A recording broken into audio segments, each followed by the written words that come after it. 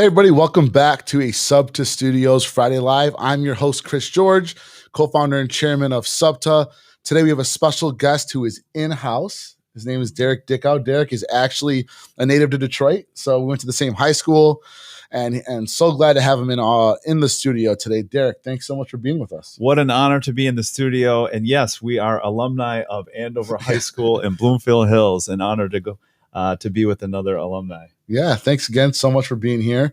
It's exciting, like I said, to have you in studio. We've been so many virtual, so having you here has been pretty cool. And we get to finally utilize this space to having a few people in there. And so, Derek, you've got a plethora of knowledge when it comes to networking. And so I wanted to bring Derek on the show today, one, because networking can be so critical for your business. And outside of that, we've got Sub Summit happening in September. So there's a lot of things that can be learned here today that you can utilize when you're in Dallas for Sub Summit. So, Derek, tell us a little bit about what you call purpose network. What do you call it again? Purpose network marketing? Purpose-driven networking. Got it. Yeah. First of all, thank you for having me in the studio. I've watched a lot of your virtuals. You have a fantastic presentation. I love your knowledge. I love what you're doing for the entrepreneur out there and just providing a platform of information to people that know you, like you, and respect you. And count me as one of those guys that know you, like you, respect you. So I appreciate what you're doing. Thanks for having me in this beautiful studio here. And the way, hello to all the entrepreneurs out there. And the way I define purpose-driven networking is our ability to add value to others without any expectation of return.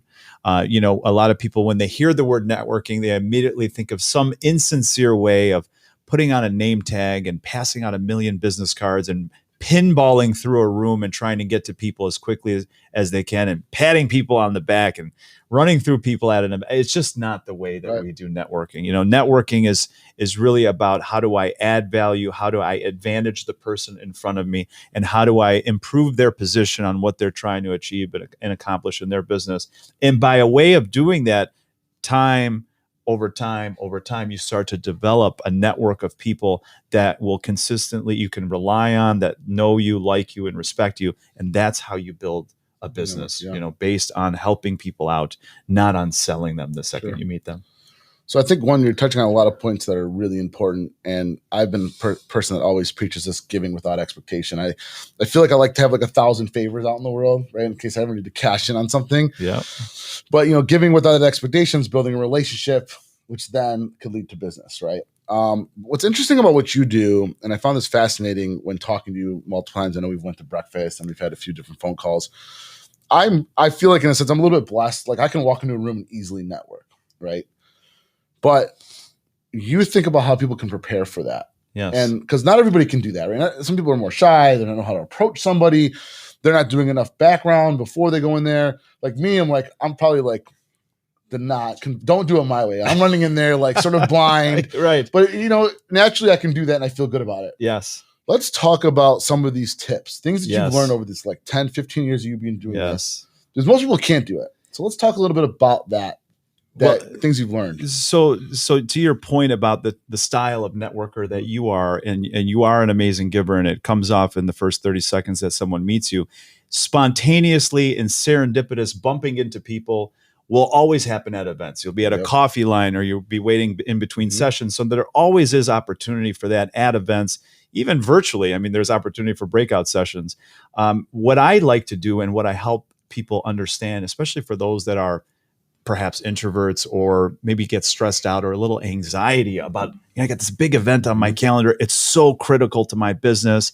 It could financially change the course of my career if I meet the right person that I'm trying to meet. So what I advise people to do is do some research on the attendees, find out who's going to be at these events. A lot of times, especially with the SUBTA event coming up, you get a list of the sponsors, you get a list of maybe people on the host committee. You might have an opportunity to understand who's on that attendee list, and then have a goal for yourself in advance. What are you trying to accomplish out of attending the next conference or event that's on your schedule? And if you have that North Star figured out, you know what you're trying to accomplish, try and identify no more than 3 people at any conference or at any event that you're going to, that you're going to do a deep dive and do some research on them.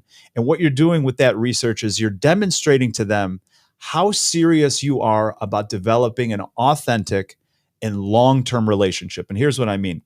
A deep dive of research is about an hour.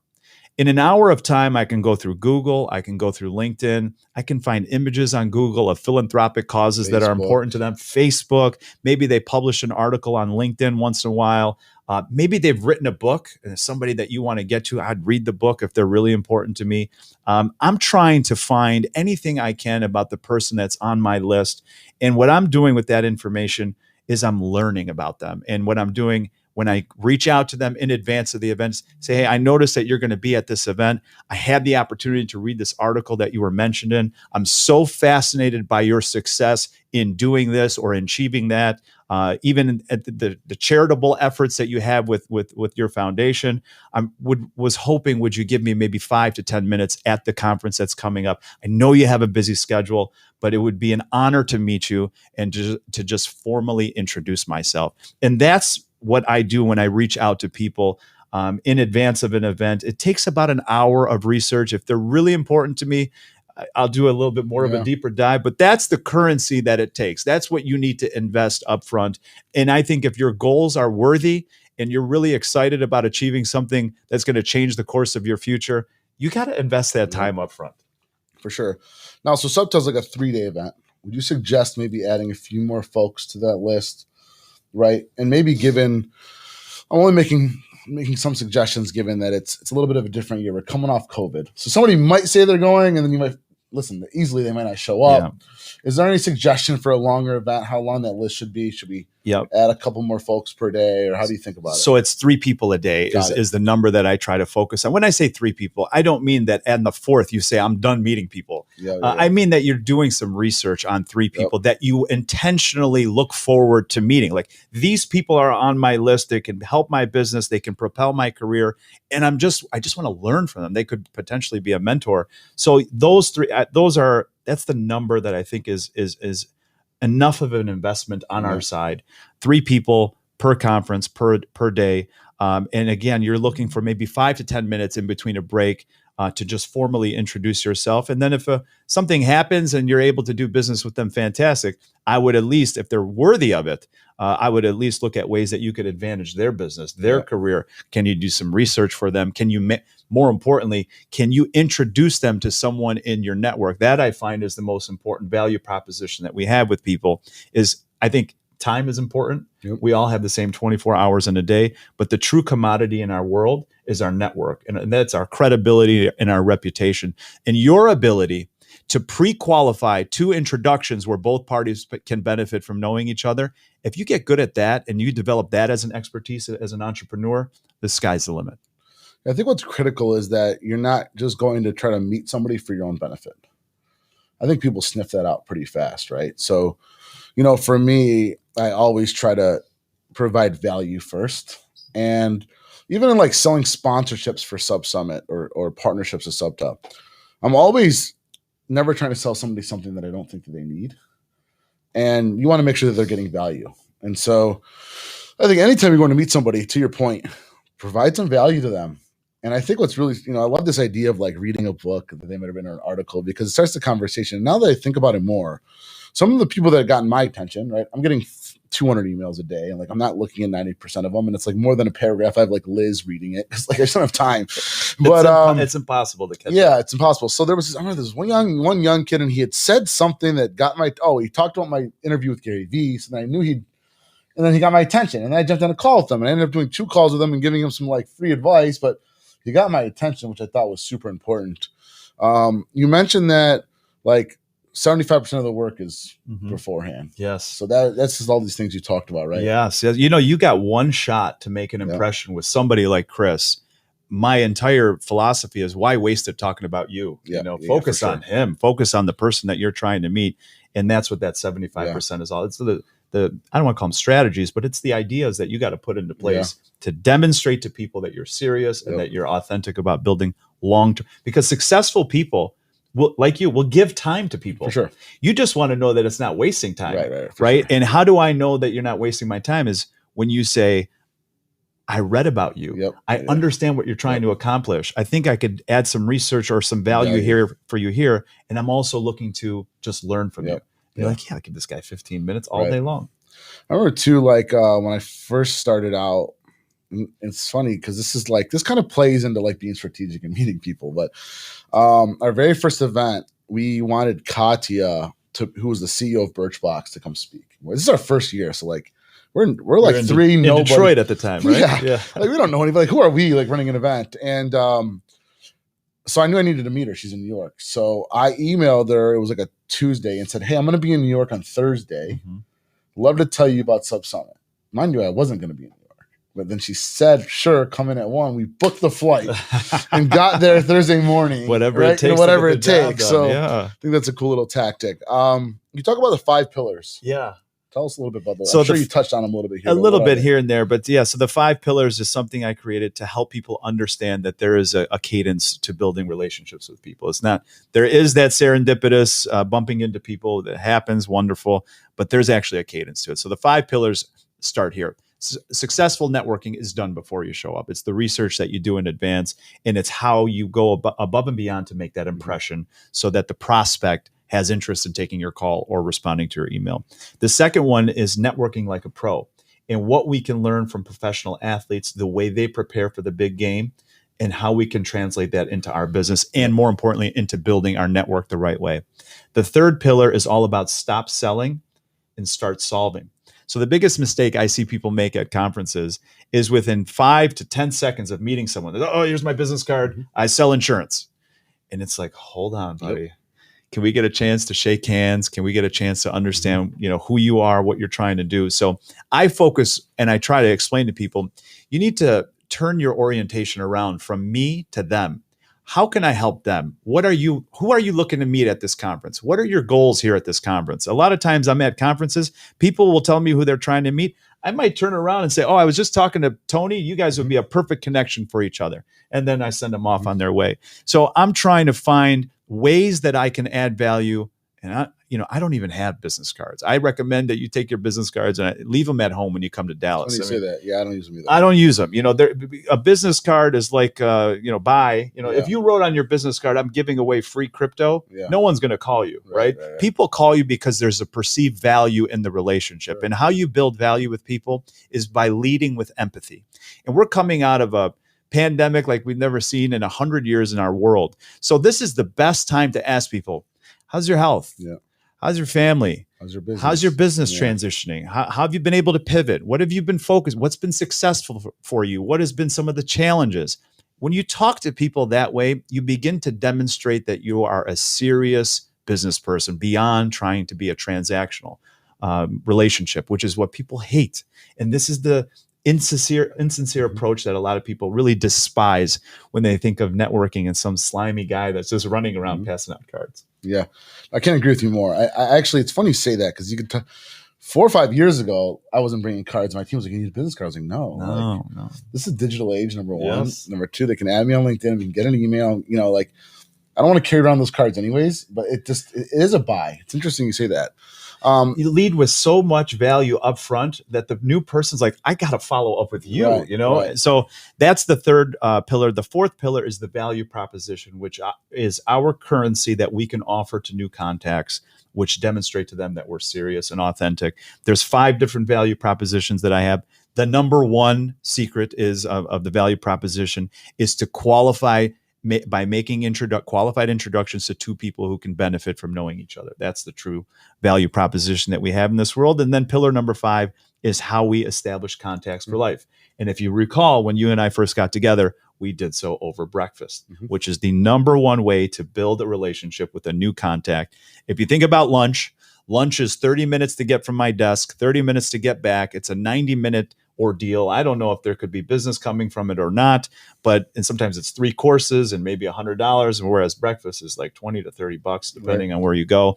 And in 45 minutes to an hour, I don't know a single successful person out there, if you lead with authentic admiration, if you did your research up front, who would say no to a coffee and breakfast, quick breakfast meeting. It's the way I get to the most successful CEOs in my network.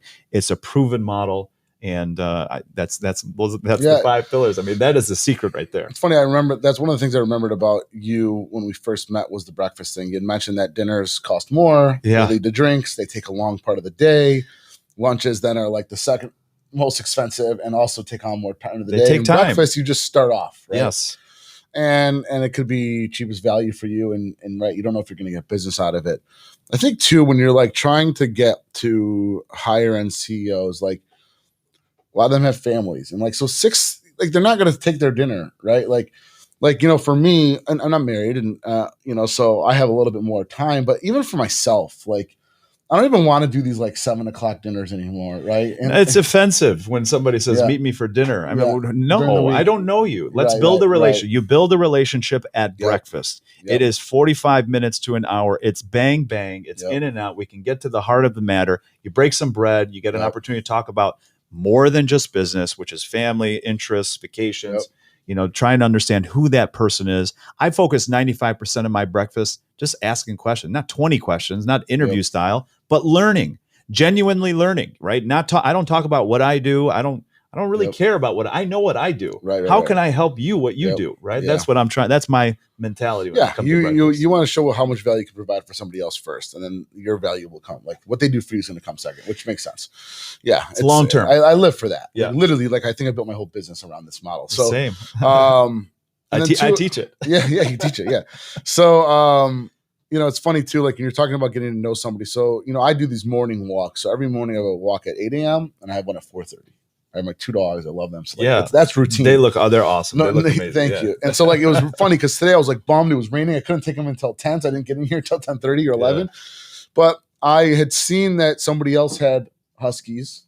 So somehow they happened in the conversation. I had just met this person. I said, "Hey, I do my morning walk at 8 a.m. Why don't we jump on a call and talk then?" He's like, "That sounds like great." He was on his walk. I was on my walk. And then like, it was like this like icebreaker. Yeah. Then we did this call at 8 a.m. Right. And so now too, like thinking about just some advice for, when you're thinking about your day, like I have calls now set up at 8 a.m. and 4:30 every day. I'm getting my walk in, I'm handling a call. And, I think as you get to know people, you can schedule things around that. And not everybody, the Zoom thing is getting a little played out. I think we're getting back to some phone calls here. Yeah, I think if we learned anything in 2020 is that we have the ability to leverage technology. Mm-hmm. It makes things efficient and make things effective. We no longer have to get on a plane to fly to California for one meeting and then come back. Yep. So there's a lot of benefits. Nothing will take the place of the face-to-face, in-person, that human connection, which I think you would know better than anyone. 75% of people go to these conferences for that human connection, that networking component. For sure. So I want to arm you with the best advice I have, which is to focus at this SUBTA event. At any time you have an event coming up on your calendar, leave your cards at home, focus on adding so much value to the people around you, and just leading with empathy. Ask them about their business, ask them what they're trying to accomplish. Of course, you're there for a reason. You're there to advance your business. You're also there to expand your network. And I believe that you are one contact away, one handshake away from changing your life forever if you approach it 100%. With that mentality. Couldn't agree more. Before we get off, some individuals, like you mentioned, whether they're an introvert or they're not, upfront sales is not their number one skill set. What are some things they can do outside of the preparation? What are some things that they can do to try to improve some of those skill sets? Is it go to more social networks? Is it get out? What have you seen work well? For guys like me and you, it's easy, it's natural. Yeah. But there's so many people it's not natural for. Yeah, that's a funny thing about sales. And, you as an entrepreneur and someone that's attending this upcoming conference, you've invested time, blood, sweat, effort, energy into creating something amazing that you want to benefit the world, whether it's a product or a service. I commend you for that. It takes a lot of effort and courage to be an entrepreneur. My entire focus in offer to you would be focus on not just trying to sell what you have. Focus on learning about what other people are doing and who's excelling at doing something that you do as well, whatever that it's a product or a service, and then try to learn from them. Try to ask them if they'd be open to mentoring you a little bit. You're going to meet some fantastic business leaders at this upcoming conference, and your goal is to take in information. You're there in a learning capacity. There's going to be a lot of educational opportunities for you, and also to meet people that are having success. Identify who's out there that's crushing it. And you can learn from them too. I mean, sales is not a natural thing. It's really uncomfortable for people to, ask. I built my entire career asking people for money in politics. Yeah, it's one of the hardest things to do. I'm not selling anything. I have no product. I have no service. I have an idea. And I think that, finding ways to add value to people is what will keep them coming back. If your product is amazing, of course they're going to love it and they're going to keep coming back. But a lot of times people just buy from you because they like you and they know you and they trust you, and they will continue to support you in this endeavor and your next two. As long as you continue to be upfront, be trustworthy, show up and do things when you say you're going to do things, and just be consistent in that approach. And always looking for ways to add immeasurable value to anyone that you come in contact with. Because today you can meet somebody in Dallas at this upcoming conference. It might be 5 years before you do a deal together, but they will remember you for the way you made them feel and the way you made them think about how to build a network. Just to add to that, when you have a really good relationship with somebody, and let's say they work for one company, when they go to the next company, then they potentially they're going to remember, like, this just happened, right? I had like 3 or 4 people that were at one company, they went to another one, and they called me to say, hey, I'm at a new company, we want to be at Sub Summit this year. Like, it's because of that relationship. They know that I've always been willing to take care of them. I've never taken advantage of any of them. I make sure that everybody gets value, and I think you do that as a person, you're only going to set yourself up for success. I couldn't agree more. Everything that you do needs to be thought of in a long-term thinking mentality. How is this going to affect me in 5 years or 10 years? If you're out here just trying to make a sale, I wish you good luck. My content is probably not for you. But if you're open to making a difference in people's lives, and if you're open and changing your life for the better, focus on adding immeasurable value to people. So it looks like some questions came in. Bradley, any questions in here we want to check out? Yeah, throw one up. What would be your advice on how to recover from a poor first impression? Great question. Yeah, so it happens all the time, right? You pick up the phone, catch somebody off guard. You need to rework and build that relationship again. So my advice would be to do research on that person. Find out who their assistant is. Maybe ask them some questions about them. I would find out any points of information you can. So there's about 6 of them that I'd offer you right now. Their family, where they went to school, what their business is, how long they've been in business, what philanthropic causes are important to them. A lot of times people think that successful people are just impossible to reach. You can get to someone's heart by supporting their charity and finding ways to add value to a cause or a charity that they're passionate about. I lead with that in many ways, right? A lot of times I can't write a check to make a billionaire think about me twice, but I can also add value to their event by bringing people to their event, by promoting it for them. Or if you're just starting out, how about volunteering for an event that's important to them? These are the kinds of things that I focus on when I make to make a good impression on people. So God, these things you're hitting on are like 100% true. It's funny because somebody, as you know, I've got this brand and we're giving back to Feeding America. Somebody just called me about wanting to donate 30,000 meals. Yeah. And that was their way to get in front of me. Make an impression. Now they got an impression. They like, got now your this attention. Is happening. They got my attention. So Derek's spot on a lot of that. Bradley, is there one more? Okay, cool. Derek, I know that this is something you do for a living. Yes. You help brands. It sounds like a lot of this is like some good sales coaching stuff too, right? Like, I mean, because networking all plays into it.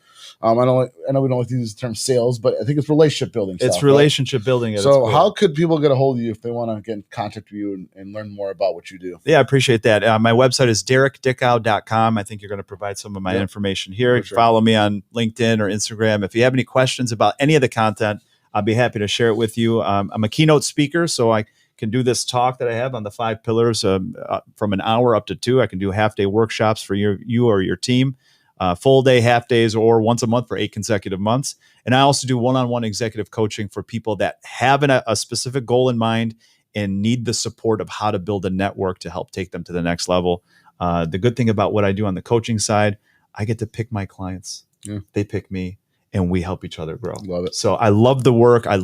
Obviously you can see I'm passionate and excited about talking about this subject. I live it, I breathe it, and I don't believe it's a strategy. I truly believe it's a way of life. So that's awesome. I appreciate it. Of course. Thanks for being here. Thank you so much for having me. For those of you watching, we got 2 lives next week. On Tuesday, we're going to be talking about our finalists for the pitch competition. We're also still accepting applications for round 2 of our pitch competition. Remember, it's a $20,000 grand prize package, so make sure you go and apply. And also next Friday, I'm going to be on with Gravy Solutions talking about holiday retention tips. Remember, we saw a huge influx of subscribers because everybody was at home. Now the next step is to make sure we're retaining them. So thank you everybody for tuning in. We'll see you next week. Derek, thank you so much for being here. What a pleasure and honor. Yeah, I'll see you soon. Another Thanks, Andover everybody. alumni, my man.